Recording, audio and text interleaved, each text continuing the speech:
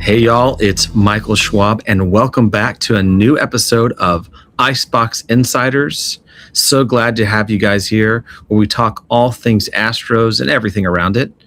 I'm hosting the show with Jackson Adams from Base on Balls, and we'll be talking about all the things that you want to hear about.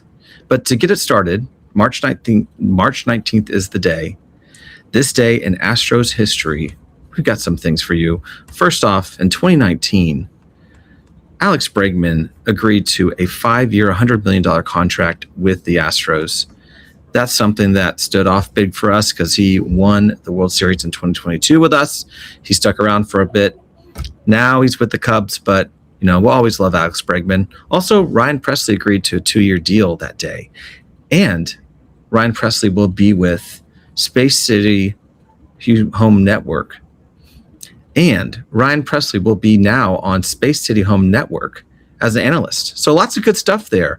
Jackson, what's going on with you, man? Tell me what you got going on. First of all, I'm so excited for Ryan Presley to be on SCHN. I think he's going to do an awesome job. So when that news broke, I was really excited. But I also can't believe that that was like the first big extension the Astros had given out to Alex Bregman. After the pre-ARB dispute and all that stuff, it was really cool to see that they went out and did that. But I've got a fun would you rather question, and let's hear it. I'm excited to see what you have to say.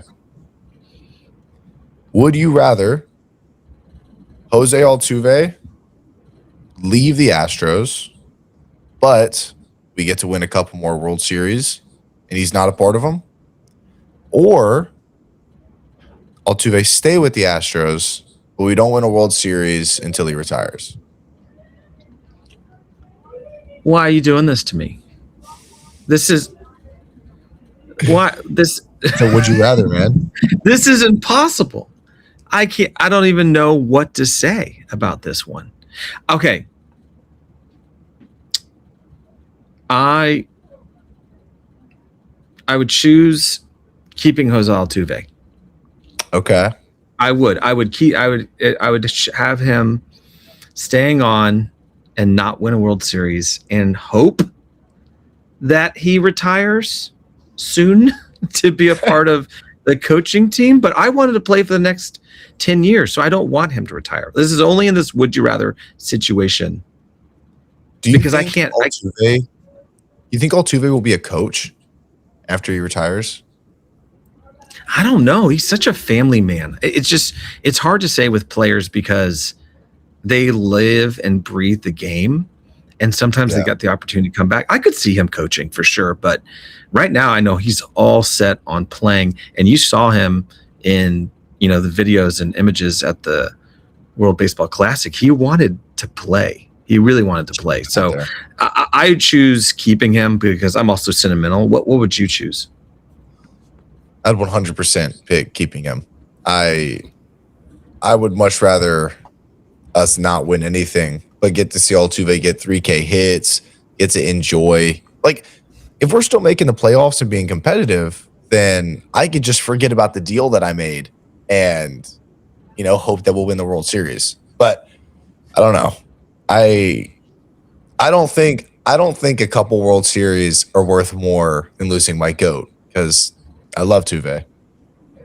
Yeah, and everyone should love him. I mean, he's literally the best. One of the greatest stories. And, just a shout out to all short guys out there that Altuve just shows like, hey, you can still do it. Even if you're 5, 6, or 7, you can still be someone good. All right. Well, that's some pretty tough would you rather. If you're listening, I hope you can let us know how you feel about it and give us some comments on all the socials. But now let's talk about melting some ice. As Marvin Zindler said, slime in the ice machine back in the old days of Houston. Now let's melt some ice. So let's talk hot takes. I've got one. Then I want to hear yours. You want me to lead it off? Yeah, go. Let's see what you got. Okay, my hot take for this episode, I think it's a hot take that a lot of fans will be happy about. Going completely a different way than I did last episode, which is something that I'm sure fans wouldn't be happy about. I think I give it 3 weeks. 3 weeks until it is widely known that Joey LOPERFIDO is our starting center fielder. 3 weeks into the season. Yes. Starting center fielder. Hey, that's a hot take right there, but it's not a crazy take. I think a lot of people would like to see that. I mean, he is so fun out there. We'll talk about it later. Okay, that's a good one. That's pretty sizzling, but I like it. Here's my hot take. I think that Altuve is going to hit 300 this year. I think we're talking about Altuve. I think he's going to hit 300 this year. That's not a hot take. That's expected. I mean, I expect it, but I think a lot of people out there are not expecting it anymore, and I want him to prove everyone wrong. Okay. Everyone. Okay. I like maybe that. Maybe that was a warm take. Maybe that was too easy. I would have said Altuve is going to get like MVP votes. I mean, okay, let's say that. Let's just say I went with Cy Young last. Yeah, exactly. He said we'll go with MVP. Altuve, top 5 in MVP. Why not? Let's go super hot. Okay. Let's sizzle. But let's talk about spring training. Let's see how we're doing there. Man, tell the folks what we're seeing from the Astros. Man, we talked about it last week, how the team was turning around. And they were winning, what was it, 5 of their last 7 or 7 of the last 9. I can't remember what the stat we had last week was, but they've continued that. They've played 6 games since our last episode, and in that span, they're 4 for 6.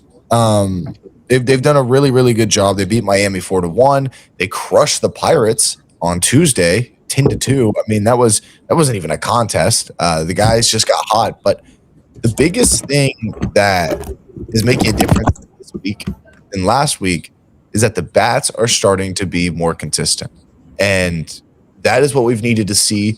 We talked about it. The guys are starting to get more playtime, so you're going to start seeing more starters in there, whether it be Altuve, Correa, Walker, Yordan, Cam Smith, the guy we'll talk about later, Joey LOPERFIDO.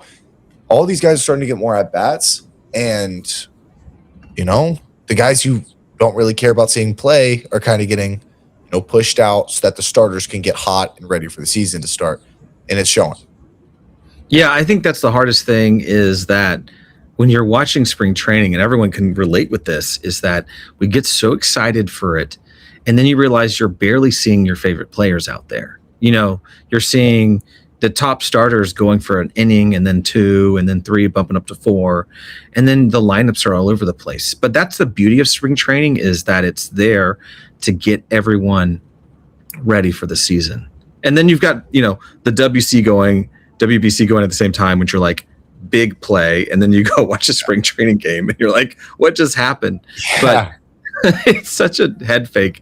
But you're right, like that 10-2 game against the Pirates was a big thing that stood out to me, is that they scored 6 runs off of Mitch Keller, he's a great pitcher. He's got good stuff, one of the best sinkers in the game, and they scored 6 off of him. So you're right, the more that we start seeing these top guys in the lineup, we should start seeing better.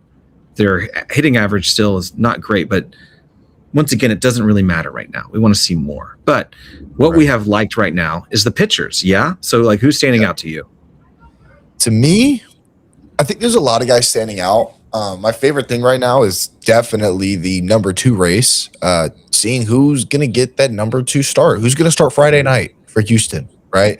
You've got a lot of guys in that contention right now, especially a guy like Tatsuya Ime, Mike Burrows, right? Both of those guys are really making a strong case, not only as to why they should be starting Friday night, but also why they are, they're proving that the Astros develop pitchers to the moon, right in front of our eyes. We've watched Tatsuya Ime come over here, and in his last start this week, went 3 innings, got 4 Ks, walked nobody, and was touching 98 miles an hour consistently in spring training, right? This spring training, he's got 6 innings pitched, not including the simulated games he's thrown in the backfields, 2 hits allowed in 6 innings, 1 walk and 7 Ks. That's such a good line. I mean, you look at that and it doesn't even tell the full story, and it tells enough of a story to know he's going to be really good, right? That didn't even touch on the swings and misses?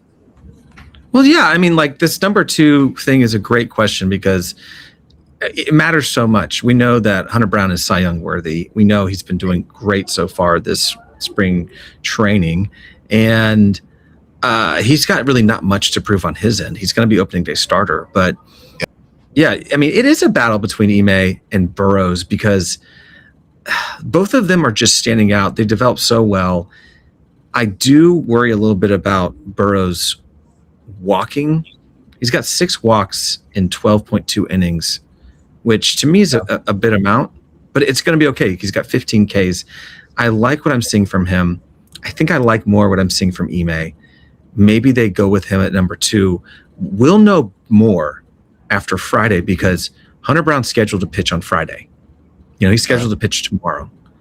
Whoever's after him might be a good indicator of what the next few weeks are going to start looking like because they're going to start putting everyone in their right scheduled spot for the most part. Yeah. But let's talk a little bit about the bottom of the rotation or even the middle. Look at Christian Javier and Lance McCullers. What are you seeing on your end from those two? Well, so obviously we know Ime, Burrows, and Hunter Brown are going to be your top 3. So it's now about shaking out whether you want to do a 5 or 6 man rotation. You've got the surplus to be able to do a 6 man rotation, and that's where these guys come in, right? Arrighetti, Christian Javier, Ryan Wise, Lance McCullers, right? All these guys have been Arrighetti, not so much, unfortunately, but the other 3 have been really good. And we're going to start with Javier. He's gone out there, and after a start where it felt like the sky was falling in Astros Twitter, he did really, really good in his last start, going 4 innings pitch, getting 5 strikeouts, only walking 1, and getting 11 swings and misses, which, if you know Christian Javier, that's his key. If his fastball and his slider and his changeup can develop swings and misses, the sky's the limit, right? All right, so he can go on forever. Jackson, you pitched in high school. Yes. You pitched growing up. So just can you talk a little bit about how his pitching process works with the elevating fastball, the hidden ball, everything about Javier that makes him stand out and makes him good? I think people focus so much on the speed of it, 91 to 93. But what makes it such a good swing and miss pitch for him? What stands out with Javier? You see, what makes Javier so good, to give a little throwback, I don't know if you remember this, Schwabi, with Fromber, right? He gets a lot of movement on his sinker, right? And he would get up to 98, 99 sometimes, but the sinker wasn't working. And people were like, why is he throwing so hard and his good pitch isn't working, right? Sometimes the slower, the better, right? Fromber would get down to 94, 95, and no one could touch it because it had more spin on it, right? It was looking better. It was coming out of the hand better. So translate that over to Christian Javier. He gets like so much spin on his fastball, and he's also got a pretty good come off the mound. Whenever he goes down the mound, he gets a lot of extension to where his fastball, instead of being 92, 93, probably looks like 95 to a hitter. And it's so flat, it's so straight. You pair that up with, I'm just going to use my hands as an example, fastball coming in like this, same exact release point with the slider, and then it just goes, right? And it gets really hard to hit, the longer you see him for some reason. Yeah, and his changeups looked pretty good too, which is a great off speed as well. I think they've been tooling him up. I think a lot of people were down on him because he was coming off an injury, but you do have to remember that you kind of have to throw that extra year out coming back from an injury. You can't expect much. Yeah. But speaking of coming back from an injury and building up, I do like what I'm seeing from Lance. I know that I scream it from the mountaintops, but so far so good. He's coming to camp not injured or not building back from an injury. He just got to be a starting pitcher and be that way. He's getting up to 93, 94, 95. He's using the 4-seam more. But you talk about spin. Here's someone who's got incredible movement. I think some of his pitches have the best movement on the squad. But where do you put him in the rotation? I put him at the 6. I think Lance is, and just to clarify, being at the 6 isn't bad. You're still in a starting rotation. You got to think about it from a season standpoint. Sure, he'll start the 6th game of the season, but when it's June, right? Who really cares about the number, right? You're pitching the day before Hunter Brown, right? You can think about it like that if you want to. Lance is going to go out there and do good. If he can control his fastball a little bit better, I think we'll see Lance do some really good things this season. He wastes I agree. a lot of. Yeah, I hear that too. And you know, the one thing that a fringe player here that, man, is showing up, and I just don't know kind of where I place him right now, is Ryan Weiss. They picked him up this offseason, and he's got 9.2 innings, 1 earned run, 7 Ks, up to 96. Man, he looks so good. I don't know if you throw him in the rotation over Eric Getty at this moment. Do you use him as a long reliever? You know, where does he fit into this? I think you put him down in Sugarland with Jason Alexander. It's just tough because I like Ryan Weiss, and he's really good depth. Like, the Astros get hurt, like we know could potentially happen, right? You can lean on him or Jason Alexander to come up. And you've also got to think about long term. Eventually, Ronel Blanco is going to be back, right? You've got other guys coming off the shelf that some of these guys that are starting for us right now are going to have to be gone. So I didn't even think about that. He does have options. I guess you could. Yeah. Right?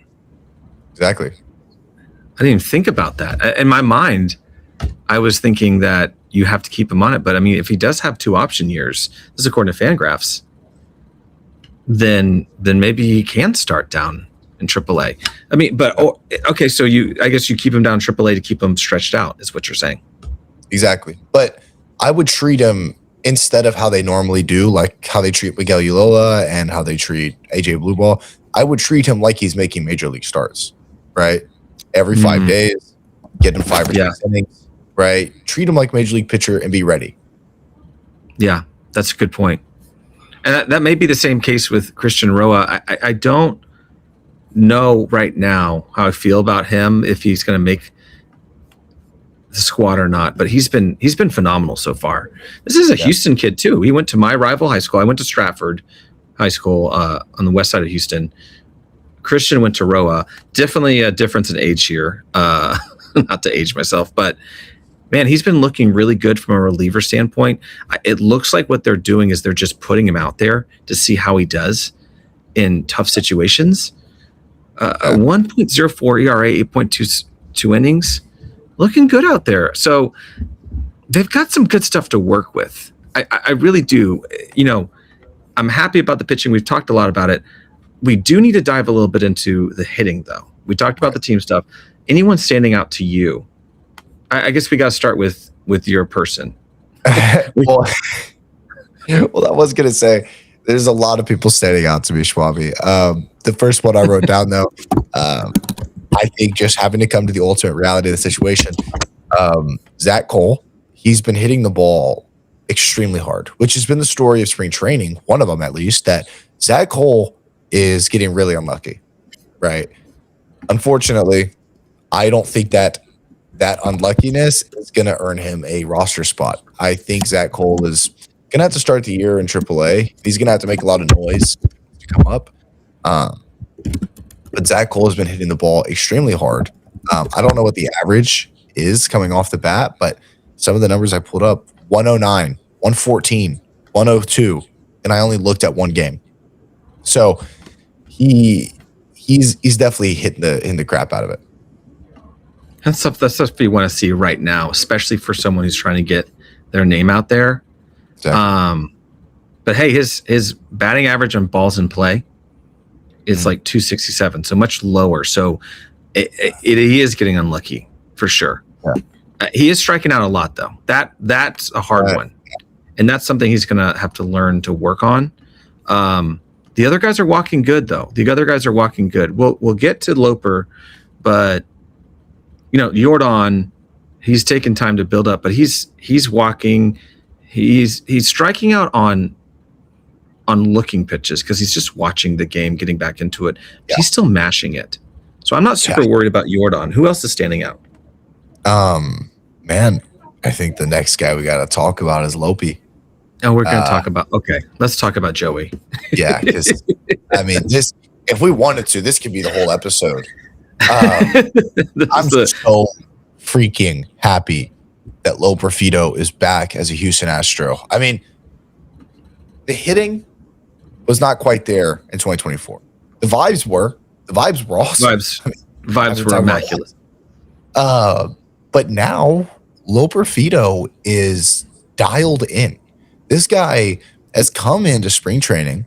He's fixed his swing, and his biggest problem was strikeouts. That was the one thing that LOPERFIDO always struggled with. It was always swings and misses. It was always a high whiff percentage. It was always a high K rate. This spring training, in 38 plate appearances, he has a 355 batting average, a 474 on base percentage, a 958 OPS, a homer, and he's only struck out 4 times. He struck out 6 times. Or 6 times, sorry, 6 times. But that's still good. I mean, so if you do minimum 20 plate appearances, he's tied for 7th in strikeouts on the team, which is great because there's 40 players, or I guess only 19 at the moment. Still 6. That's pretty good. He's tied with Jordan with strikeouts. He's got 5 RBIs, which is tied for 4th on the team. That's crazy. I mean, that's amazing. But who else?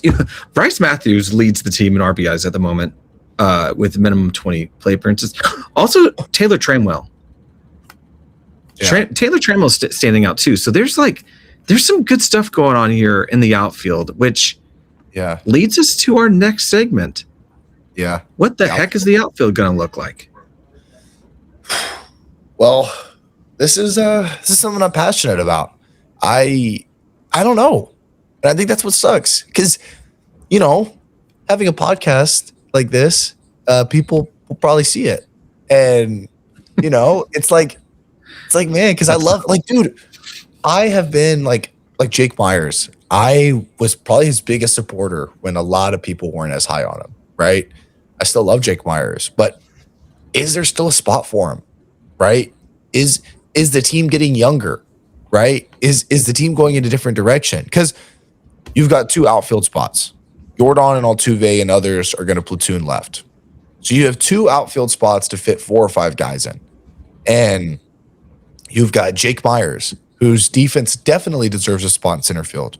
You've got Cam Smith, whose defense and bat deserves a spot in right field. You've got Joey LOPERFIDO, who I don't care where he plays, deserves a spot on the field. But he can't go play left. He can't go play DH. And if center field and right field are full, then he's got a platoon out there. And the thing that sucks, sorry. Go ahead. The thing that sucks is the Astros have been pleading and pleading and pleading. We need a left-handed bat. Well, you've only got 1 in the lineup right now. And you want to start 1 every day, other than Jordan Alvarez. So who's it going to be? Cam or Jake? And my vote's Jake. At the moment. Yeah.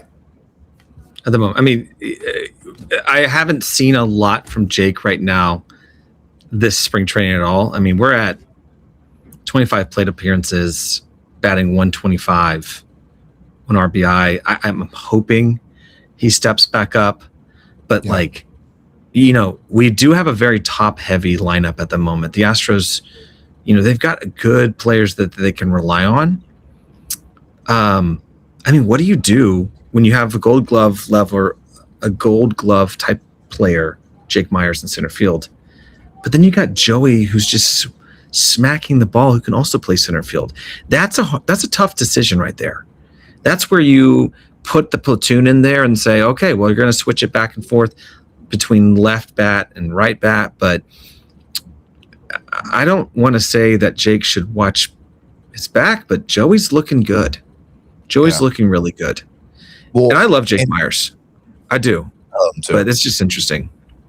what's very unfortunate for Jake is if they platoon, it's going to be Lope that wins. And that's what sucks, because I want Jake to play every day.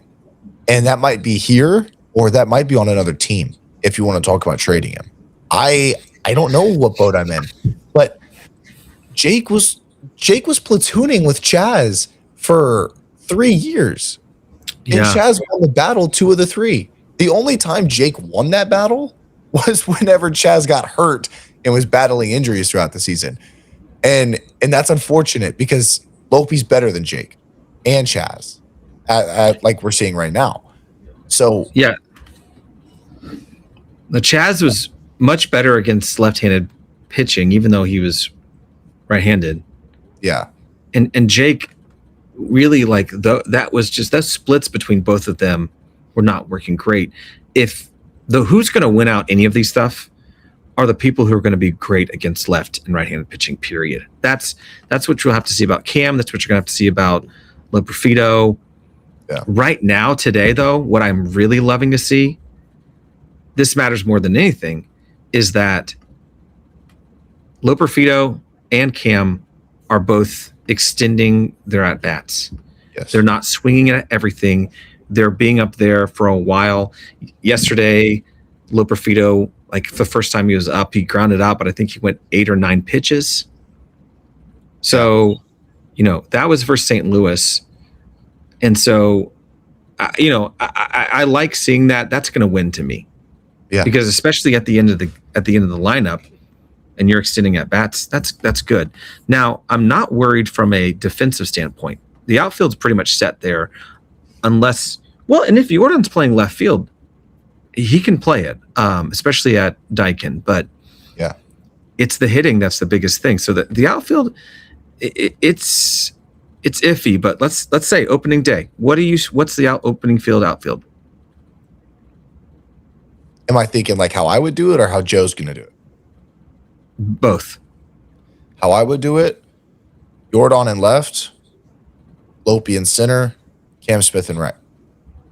How Joe's going to do it is Jordan in left, Jake in center, Lope in right. Yeah. Okay. Question though. Are they going to, they'll probably DH Paredes, won't they?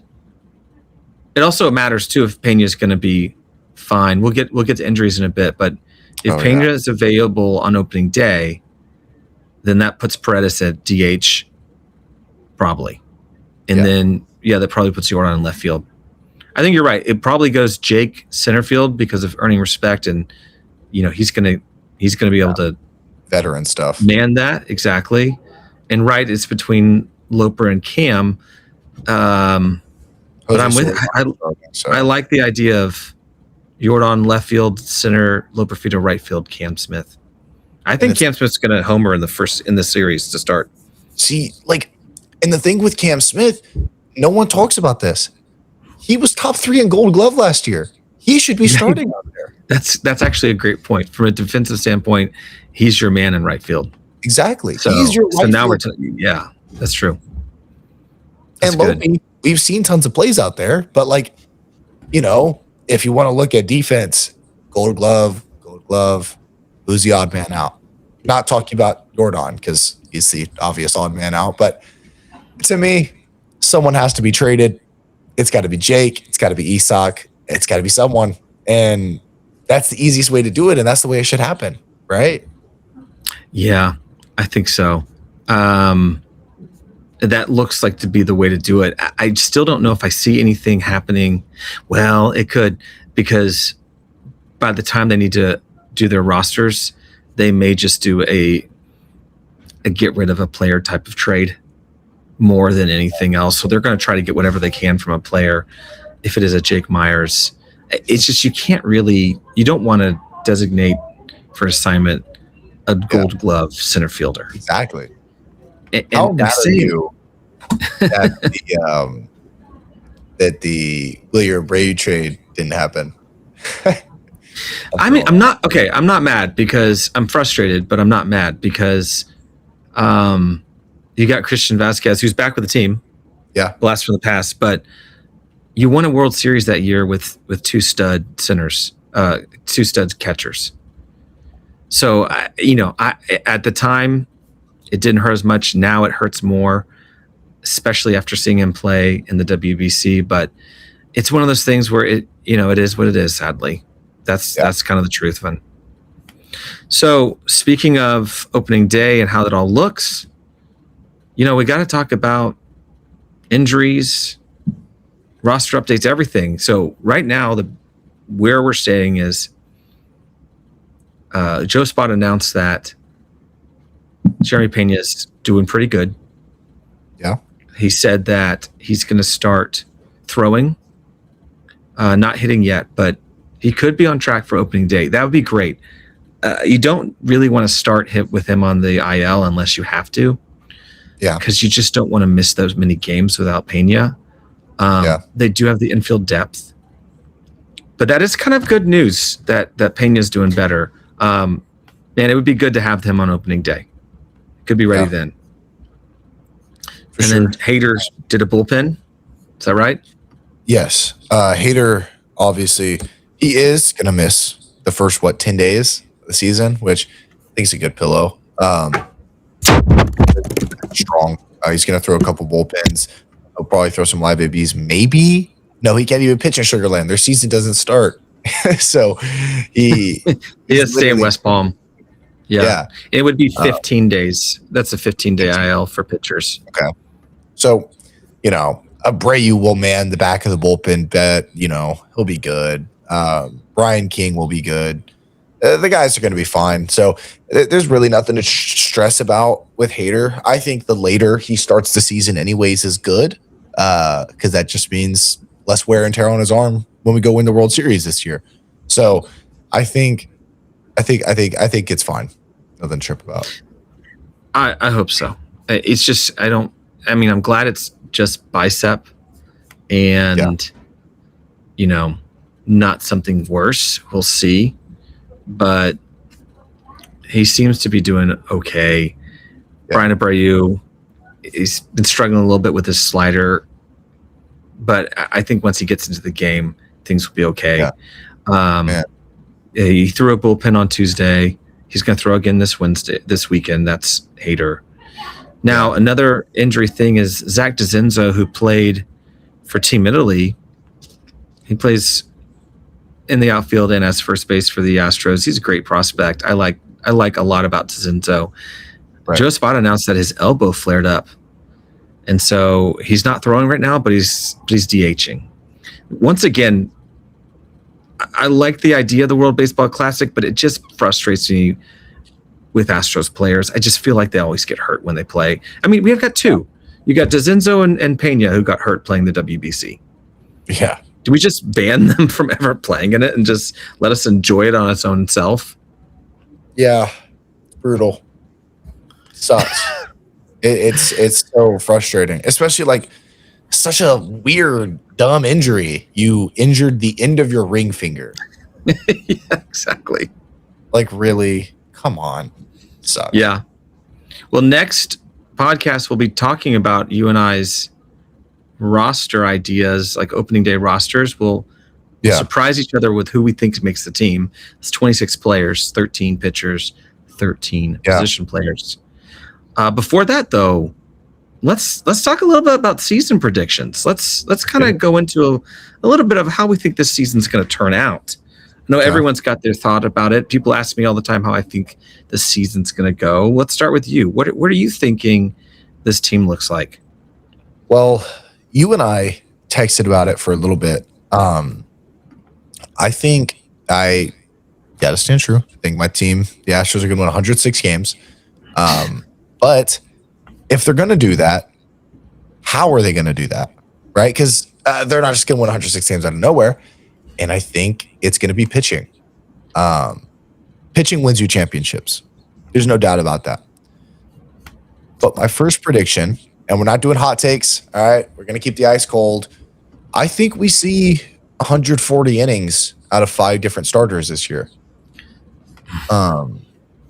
Which, man, I'll take it. I will take it. That would be really good for this team.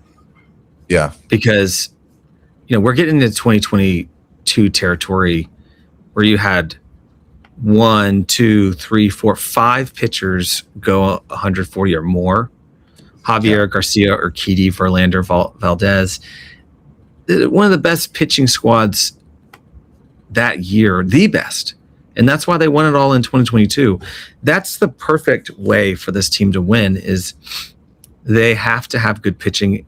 They did everything they can to build up for it. I'm excited about it. Yeah. Did they do everything with the hitting? That's where we need to see, like, are they striking out? Are they walking? Are they getting on base? But, I'm with you. You say 106. I'm going to say 95 wins because I'm just taking the out. I'm taking it easy. I still think they win the division with 95 wins. I think they easily win the division.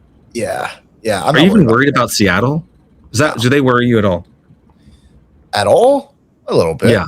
I mean, they're like, let's be real. They're not a bad team. They've got Cal Riley, Randy Rosarina, Julio Rodriguez, Brendan Donovan, right? But the thing that I could, never shake with that Seattle team is the offense. Like, they're not that good of an offense. I think last year was an outlier year. I don't think Randy Rosarina is that good of a hitter. Julio Rodriguez doesn't get good till June every year. So if the Astros can build up a good enough, this is our identity. This is how we are as a team, right? We're going to walk a lot. We're going to get deep at bats, and then we're going to punish you with big swings. Or we're going to play small ball. We're going to steal a lot of bases, which, going back, it's another reason Lope should start. Anyways, we're going to steal a lot of bases, right? We're going to try to not strike out that much, and we're going to hit doubles. We're going to hit homers, do all that stuff. I think our offense is better than them. Piece for piece, player for player, I think we're a better offense than them. Okay, that's good. I mean, that's what's going to do it. So prediction is 106 wins for you, 95 for me. Win the division. Number 2, probably the Mariners. Easy. Yeah. Okay. What else can we predict? Who's our rookie of the year? Zach Cole. I'm joking. Could be. I don't know, man. Are there any rookies even? I mean, you can't really. Yeah. There you go.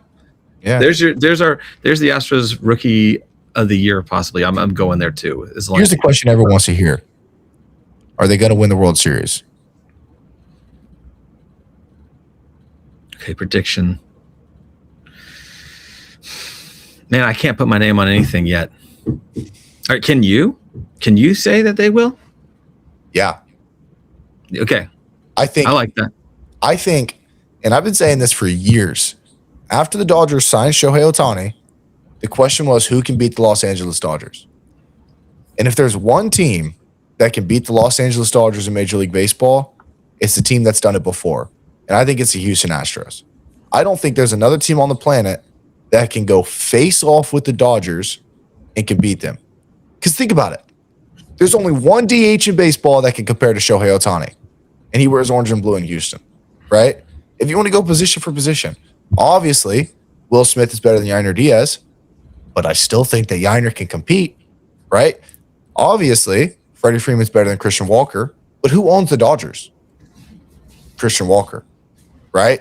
You look at Jose Altuve at second base. I don't know who the Dodgers second baseman is, but he's probably better. Altuve's probably better. Mookie Betts, Jeremy Pena. If we get the same Jeremy Pena we had last year, I'm not really worried about that comparison. Being completely honest. Carlos Correa at third base, known Dodgers killer, right? You've got Jordan in left, I guess. Isak at DH, whatever it may be. That's just a little look at it. The Dodgers, I think we could beat them.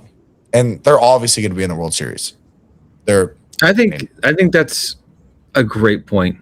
It's the question of not will, but can the Astros win the World Series? You're saying they will. I'm saying they can. But everything that you said, I agree with. Like, there's only one team that knows how to do whatever they can to beat the Dodgers. I even think with how the Astros were last year, they could have beat the Dodgers. They just are built that way. They did. Yeah, they did. They beat them really good in LA.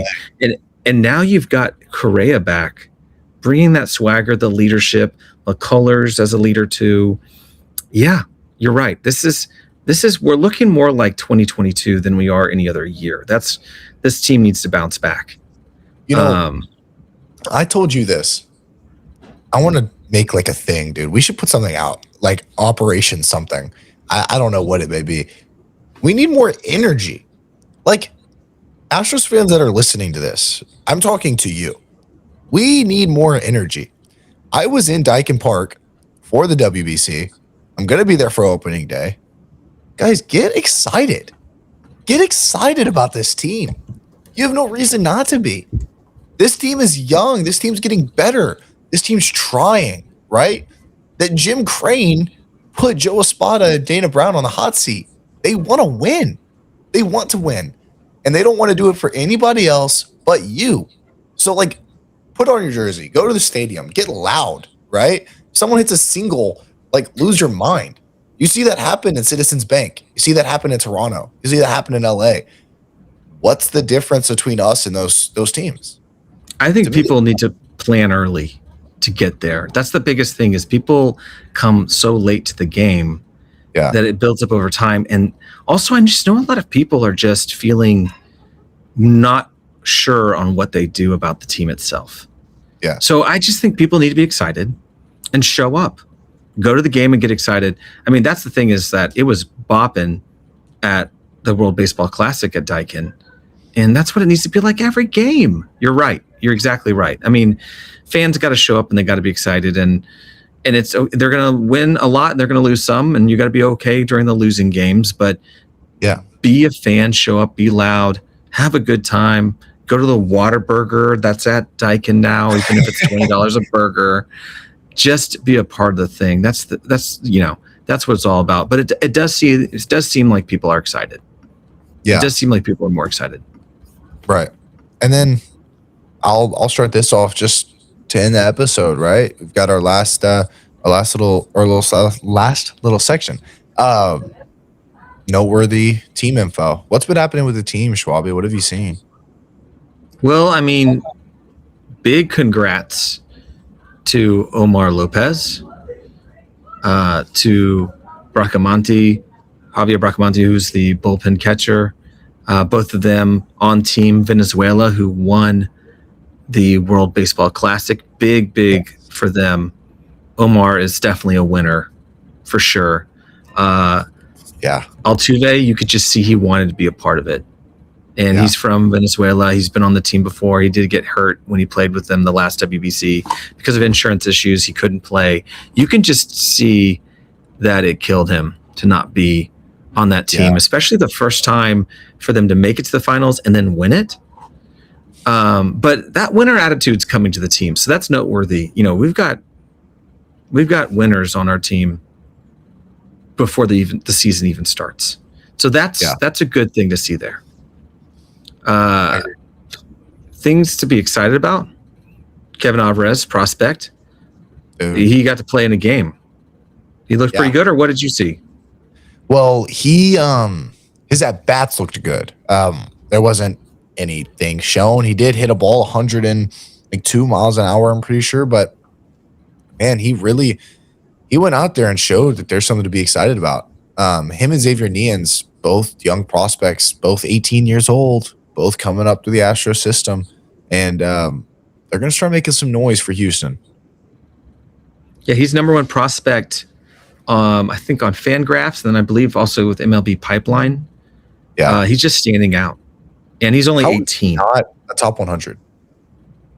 Because you know how the system is so rigged. Yeah, it's so rigged against the Astros. But next year, I think it's going to get better for them, or even mid-season. But you know, now with this whole thing that if you're on the top 100 and, at least on 2 different sites and you win Rookie of the Year or get top 3 in Cy Young or MVP, your team gets an extra pick. So, I don't want to be a conspiracy theorist, but, these scouting has been against the Astros forever, for a long time. Hopefully it changes for them. And it continues to get proven wrong. And they've proved them wrong over and over again. So take your prospect list. The Astros are going to perform. That's just how they are. Now, this is something that I saw in Cron.com, but the Astros are getting sued. And reportedly, a fan is suing the Astros for the 2025 season because he was struck in the face by a firework. So be careful out there for Friday Night Fireworks. Not sure if he's going to win this thing or not, but that's happening.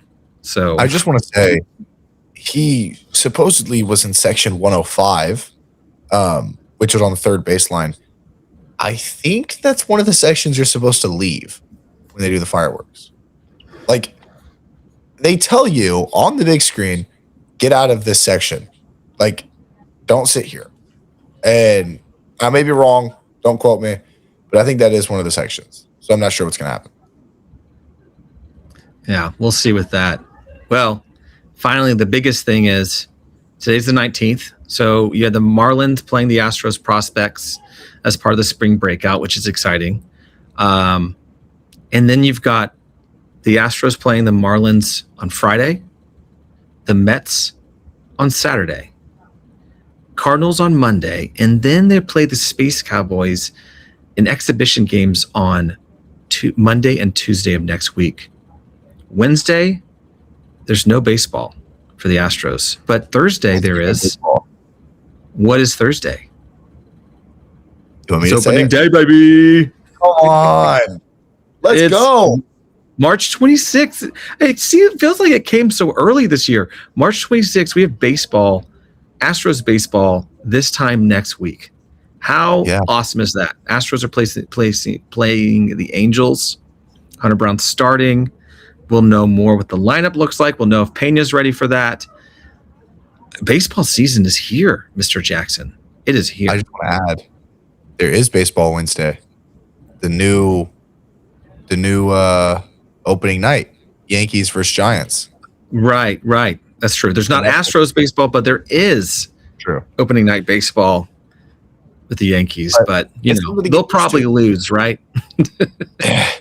Astros fans, if you want to start spending money on subscriptions, there's going to be Peacock games, there's going to be Netflix games, and there's going to be Fox games this year. So it's kind of cool. Apple TV still, Roku TV games still happening. It's definitely cool. Do you not like those?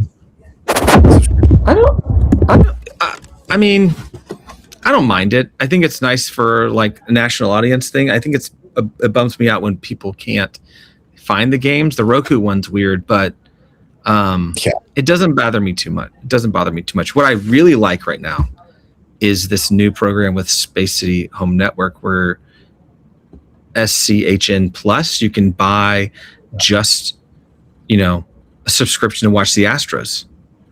It was like $20 a month or something. I mean, that's something that every fan has wanted to be able to do without having to pay big providers. So, hey, that's a big win right there. And for sure. Let's hope for. Actually, I'm pushing a win is happening Thursday of next week, opening day. That's big. I'm pushing for a 4-0 sweep. That's what I'm pushing for. Let's sweep it. That's right. Okay. Actually, I'm pushing for an undefeated season. 162 and up. Let's get it. Not even a hot take. This is reality. They're not going to lose this season. Knock on wood. Okay. Well, this is good stuff. Jackson, thanks so much for being on the show with me. To our listeners, thank you for listening because you're the ones that make this matter and you make this happen. But baseball is here. We're happy to talk baseball with you guys, and we're happy to talk about the Astros. So thanks for joining us on Icebox Insiders. We'll see you guys next week. See y'all.